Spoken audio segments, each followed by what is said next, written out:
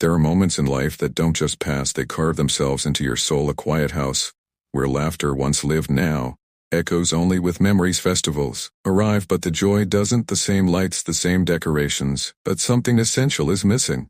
You spent years giving, teaching, loving, believing that family was forever. You carried dreams, not for yourself but for them.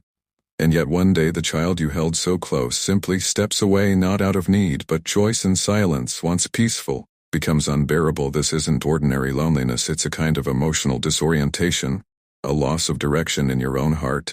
You question everything, your worth, your love, your very identity. But you are not alone, and even in this pain there is meaning waiting to be found. When a child withdraws, something inside a parent collapses. It's not just absence, it's the death of a dream. Parents imagine growing old, surrounded by laughter, by visits, by a love that never fades. But in many homes today, the phone stays still. Months pass, conversations fade into polite distance or vanish altogether, and the parent sits quietly trying to understand, where did it change? Why did the bond that felt unbreakable begin to crumble? Beneath the grief lies a universal truth. Most parents did their best. They gave what they knew, they loved fiercely, hoping that love would be enough. But love in today's world does not always guarantee loyalty, and effort does not always protect against abandonment. Estrangement rarely begins with one fight. It grows in shadows, from small misunderstandings, from unspoken hurts, from time itself. Carl Jung reminds us that adulthood demands separation. Children must find who they are beyond their parents, and in healthy families that space becomes respect. But when old wounds go unspoken, distance hardens into detachment. Some adult children carry silent pain, strict childhood's unmet emotional needs, or the weight of differences that were never understood. And society in its modern rush praises independence more than connection. Caring for parents is no longer sacred.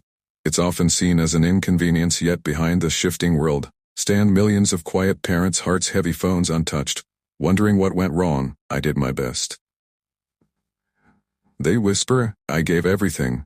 But not every story ends in despair. Some parents, after the storm, rediscover the calm. They plant gardens, they read, they begin again. They learn that dignity isn't given by others, it rises from within.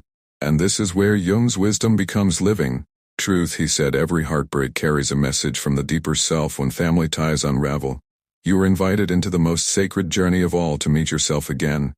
Individuation. Jung called it the awakening of the true self, when all external roles fall away, when mother, father, provider all fade, and you stand face to face with your soul.